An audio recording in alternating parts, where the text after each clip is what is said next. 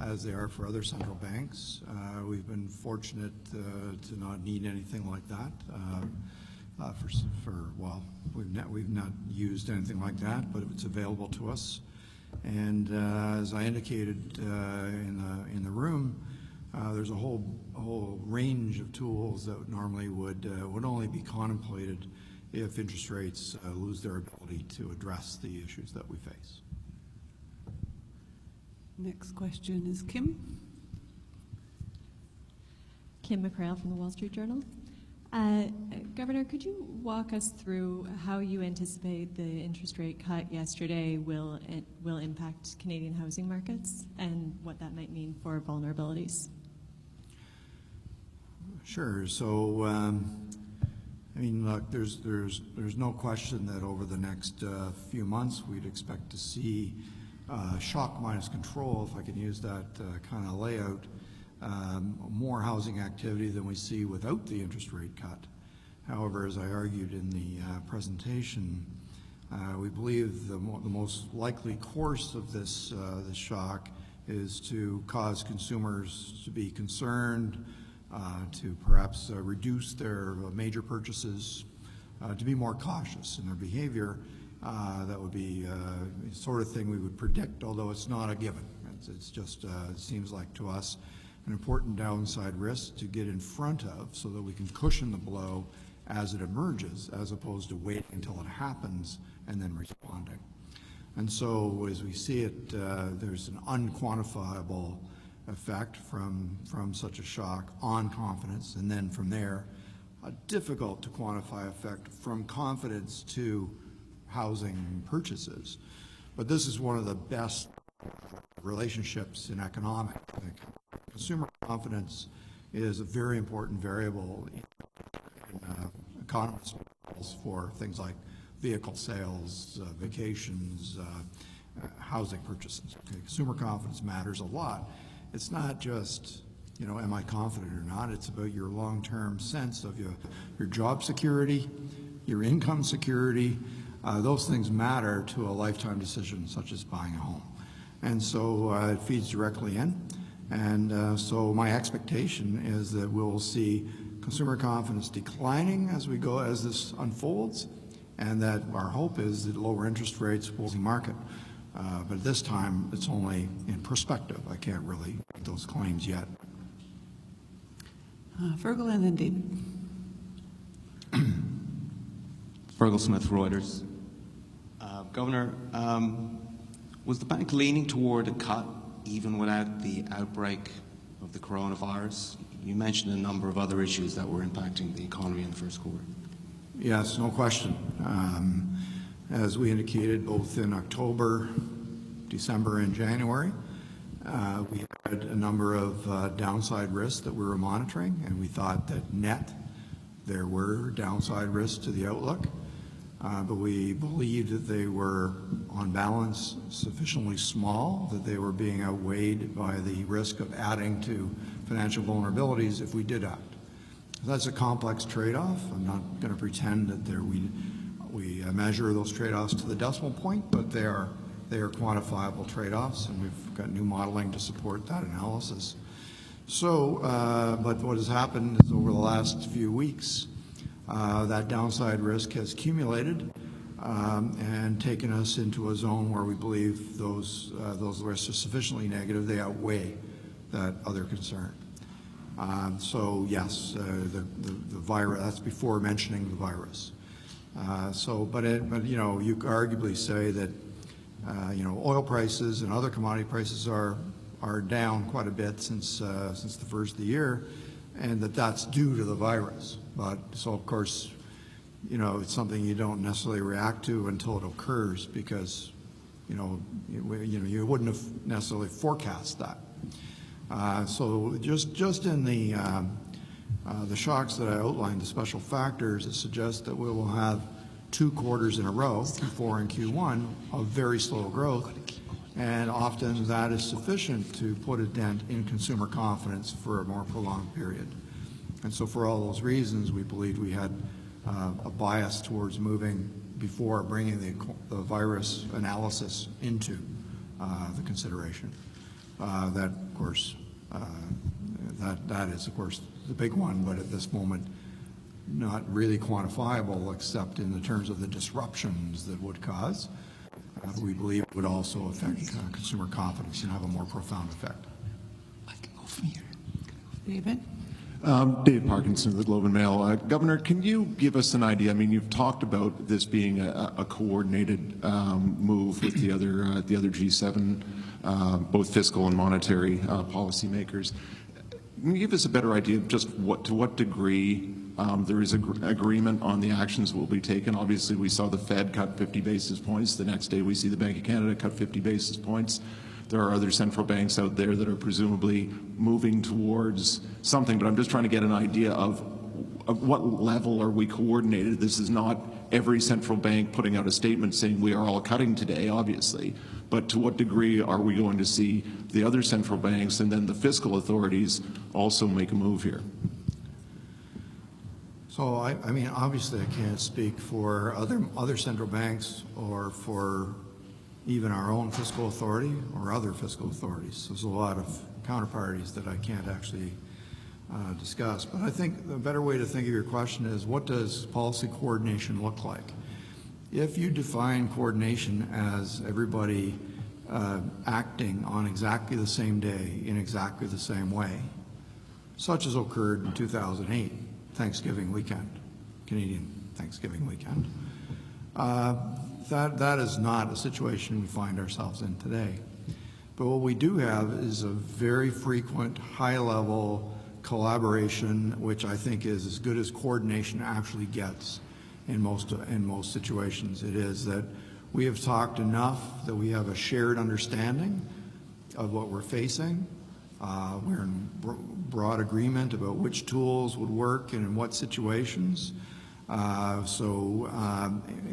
we talk about central banks, some central banks have more room to maneuver than others, so that of course is a constraint that enters that notion that you're laying out. Some fiscal authorities have more room to maneuver than others, so there again there are constraints. And so it's not a simple thing like in a textbook where everybody agrees and hangs up the phone and does all the same thing. So I just think that you need to back off on the definition of coordination, and let me assure you that the level of coordination is as high as I've experienced in my time as governor. It's highest I've seen. All right, we're going to Damien over here on the far right, at the back, and followed by Jeff. Hello, Governor. Damien Lynch of MT Newswires. Can you say, were you more likely to go 25 basis points until the Fed went the full 50 basis points a day before? And also, can you provide a little bit of colour as to, there was the talk in the market started last Friday afternoon that there may be, that the Fed might actually move on Sunday night by the 50 basis points. Can you give some colour as to the meetings or the talks that you and some of the other council members had, say, from last Friday afternoon to your own decision yesterday? Well, to most of your questions, I would just say, no, I can't, or I won't. So, but what I will say is that we were in the middle of our process, our usual process, starting last Thursday. And, we went through Thursday, Friday. We got a lot of news about the virus over the weekend. We were, as I've just described, we had more than enough reasons to adjust our policy without even bringing the virus into the deliberations. And so it was at that stage that we began to discuss what we were moving, and it was a question about what was the magnitude. And as I discussed in my talk, there's a strong sense that in an uncertain world, which we've all been working in, we call it risk management. It's not a simple mechanical targeting process. Of course, when retail sales are weaker than we expected, during the fourth quarter, a technician might say, oh, consumption is less than you thought, therefore you must get ready to tweak your interest rate downwards. That is not the way we think of it. What we think of it is there's a zone within which all sorts of variability happens in the data, and in that zone, small shocks, they just happen and we see through them. That's because it's not a precise business. It's a risky business. And so you're trading off one risk versus another, which I went to some length on. As we moved into the last few weeks, then those downside risks began to accumulate, and that pushed us outside the normal bounds of tolerance around our policy setting. And as I said, that was sufficient to make us want to move interest rates lower in response to that, and to do so in a decisive manner. That is not to, because some of the effects that we expect to see are prospective, we think it's important, if possible, to get out in front so that we put the cushion in place before the economy begins to feel the effects, confidence effects related to the virus. It is not unlike what we did in early 2015, where it was clear that oil prices were falling dramatically. The arithmetic around investment was clear. We spoke to all the companies. They told us how much they were going to cut spending. And so we knew how big the shock would be long before it showed up. And that's a big advantage. So we were able to get in front of it. And I think that sped up the economy's adjustment to the process. So we're hopeful again that by being clear and decisive and actually moving in a significant way, that we get a behavioral response that cushions the economy before the real part of the crisis of the coronavirus effect arrives. So I think that's as far as I need to go. We certainly converged on the 50 basis points through the thought process. The fact that the Fed went in the middle of that discussion, of course, you know, we acknowledge that, and but it didn't matter. It mattered to us, of course. And I should add that we all believe, as policymakers, that when you have policy making, if it's a global shock, when it's coordinated, you get an outsized reaction, okay? Because it's more confidence inspiring when other entities are doing the same thing. So it gives people more confidence that you're meeting that shock head on. And so there's, in effect, a coordination premium that you get by acting in concert. And so to us, that was also a positive benefit to the fact that the Fed went on Tuesday and we knew we were going the very next day. Jeff is next, followed by Tara. Hi, Governor. In the part of your speech where you talked about lower interest rates and the housing market too, you mentioned that you expect the B20 mortgage guideline to keep the stock of mortgage debt, to keep improving the quality of that. That's correct. So, what do you expect then the effect of the plan by the federal government and by OSFI to tweak, the minimum qualifying rate by moving away from your benchmark? What effect do you think that's going to have on the housing market? Well, I think that it's a desirable change because it makes the stress test much more sensitive to the actual movements in interest rates. By the way, that benchmark rate used to move around more. It seemed to stop moving when we decided to use it as an anchor to the stress test. It seemed to be less sensitive, let's say, to interest rate movements, and so I think we all always believed it would move around, so that if interest rates were going up, then of course the stress test would go up. You still get your 200 basis points of cushion, but when they went down, it would go down, and that hasn't been the case in the last number of months. So it's a more market-sensitive anchor now to the stress test. The stress test is still 200 basis points, so it's simple to remember. I got to qualify for a rate that's 200 basis points higher than I'm paying, and that means I've got room to maneuver in my balance sheet, in my income, in order to absorb a higher interest rate if that happens. So that's what we intended the thing to do. And the fact that at that very moment in time, and at the time that all the articles were being written, it meant that the stress test would be slightly easier is quite irrelevant to that analysis. there is no question that I would have to say mechanically, the qualifying rate, if nothing was happening right now, the qualifying rate would be going down a little wee bit as we switch from one anchor to the other in April. But now what's happening, of course, is actual rates are lower anyway. And so the main thing that's been preserved is that people are qualifying for a mortgage at 200 basis points above what they're paying. So we know they've got a buffer in their finances.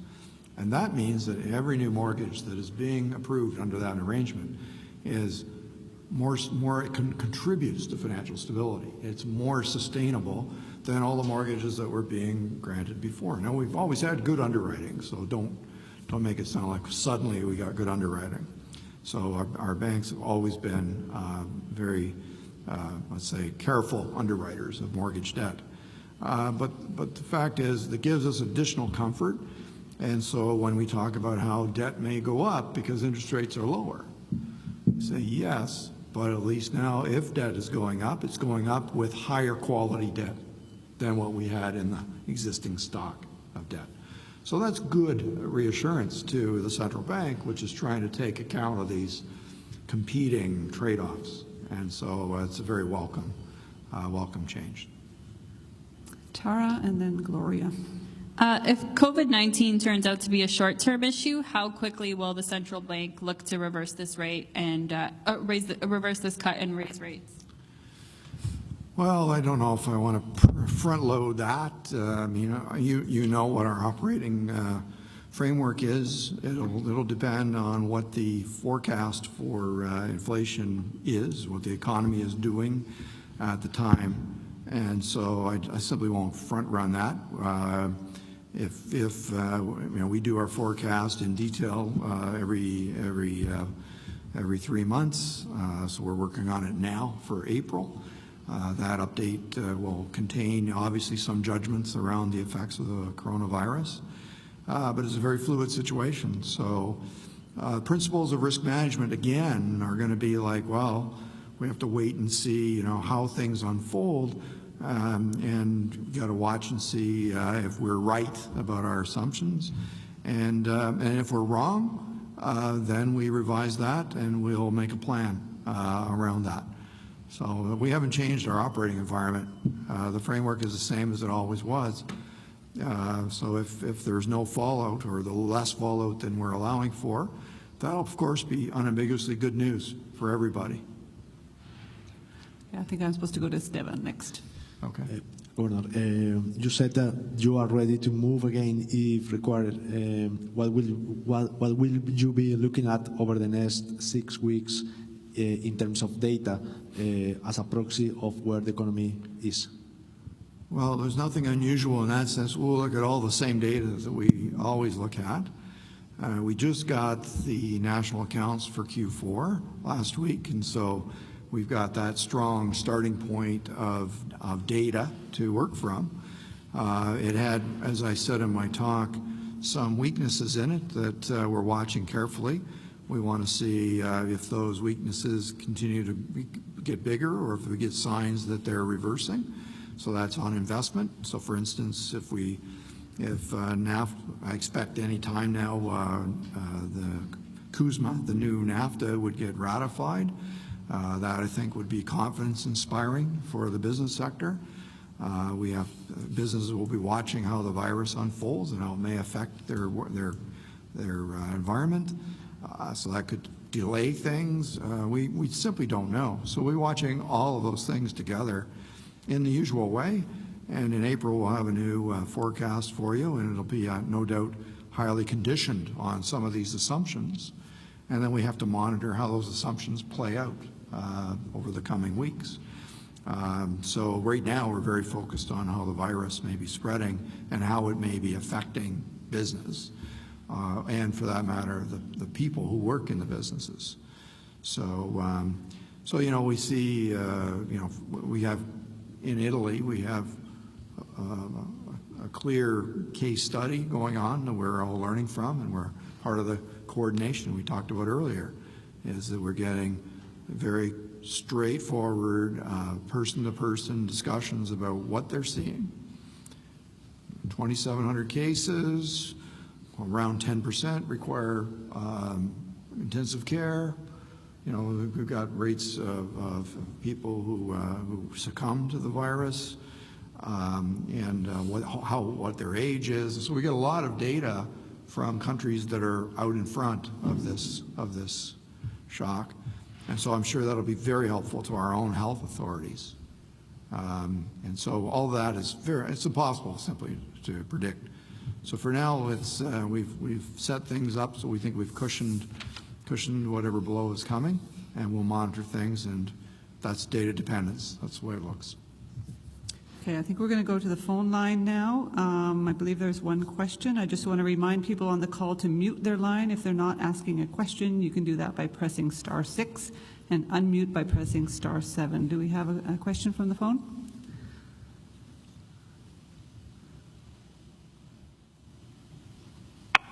Hi. Hello? Hi, Greg. We can hear you. We can hear you. Hi. Greg Quinn with Market News. Governor, you've spoken about bringing the economy home. Over your term, how much of the problem with getting home has been a series of different headwinds like COVID-19, and how much is underlying structural issues in the Canadian economy?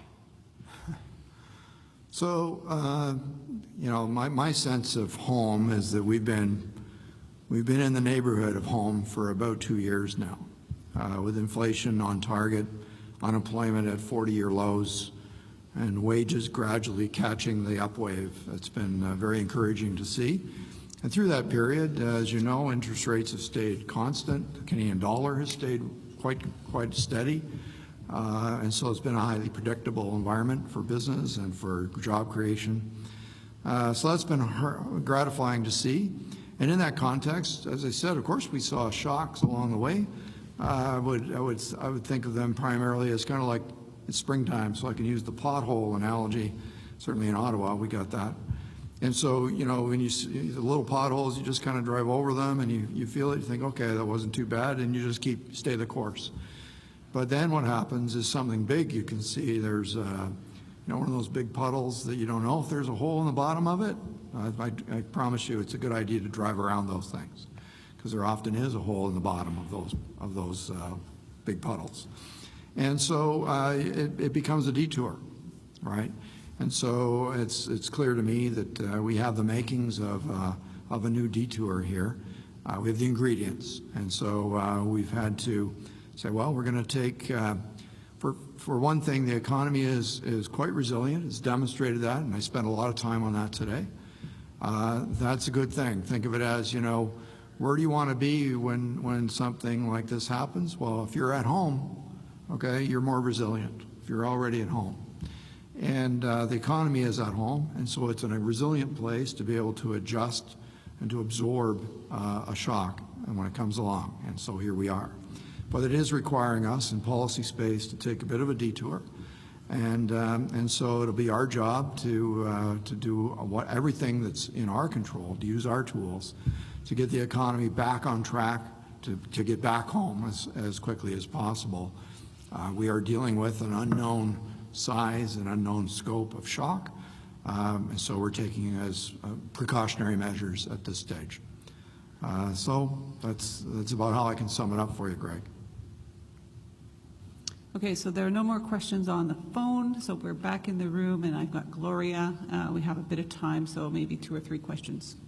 Okay. So, Gloria Galloway, Mace News. So, you touched on this a little bit earlier, but I'd just like to get a bit more specific. You said a couple times that you're ready to adjust the monetary policy further, if required, as a result of this evolving situation.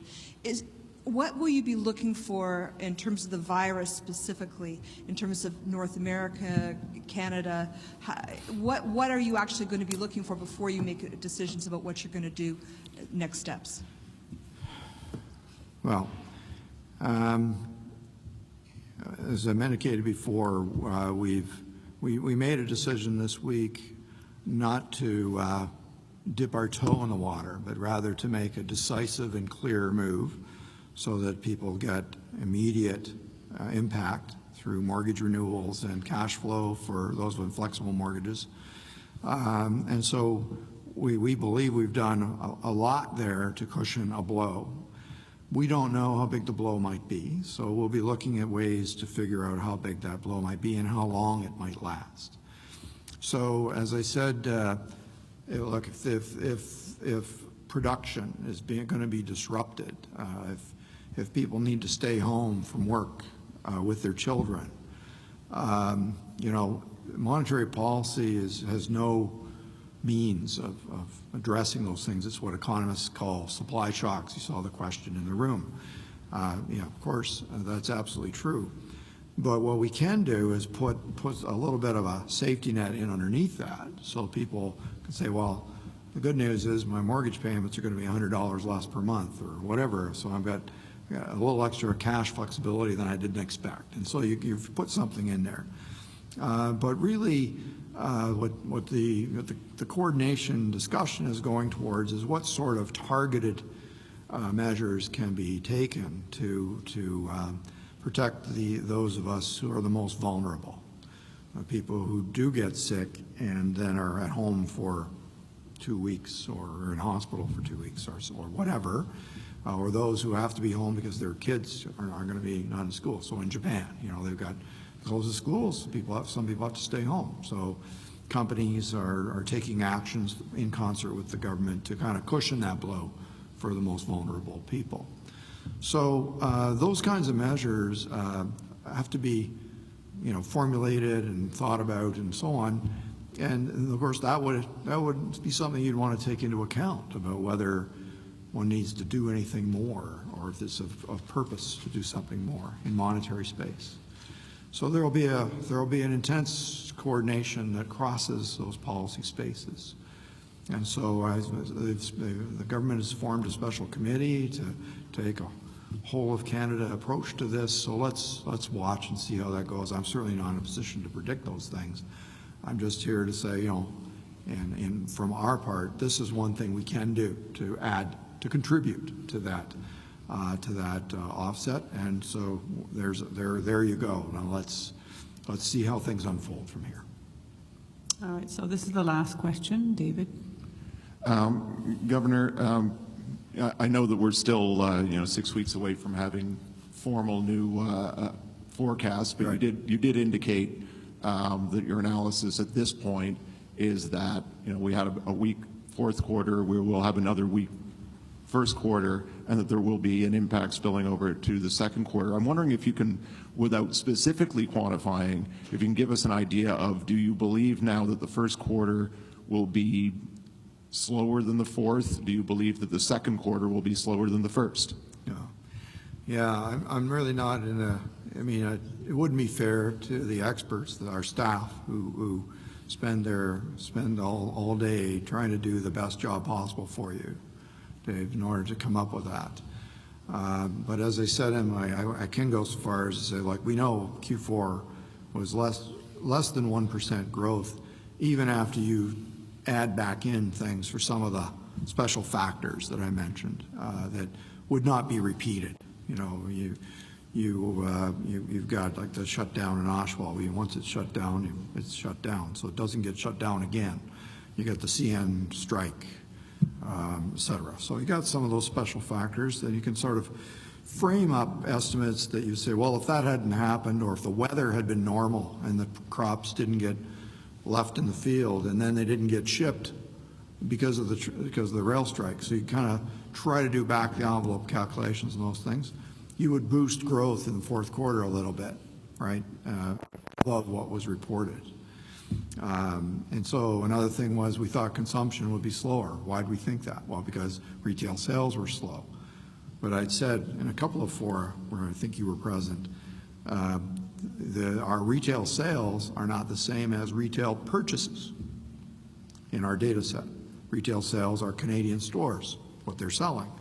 Retail purchases would include things you're buying from, let's say, Amazon, which is reported, not actually reported in that way. Amazon doesn't break down Canada, the United States, and Mexico. It's one thing. So StatsCan has to do a lot of reconciliation of data in order to come up with it. Sure enough, consumption was stronger than the core indicators suggested it would be, which is great to see. It kind of cements that resiliency point I've been making. That's a lot of complexity for me to try to figure out what's Q1 going to look like. All I'm suggesting is it looks likely to us that it's going to be another slow quarter. So it's not like the quick rebound from a depressed Q4 doesn't seem likely, given the things that we can see. So let's leave it at that for today. As for Q2, I have no insight into that except to say if the virus affects consumer confidence, you know, it's already March. So consumers then would presumably reduce their spending or slow their spending after March. So that's getting into Q2. And so for all those reasons, I'm thinking the track for output is going to be less than we gave you in January. And sufficiently so, as that's why we made this move this week. But let's, you know, sufficiently so is not the same as giving you new numbers. I'm not in a position to do that. Thank you, Governor. That concludes the press conference. Thanks, everyone, for coming. Thanks, everybody.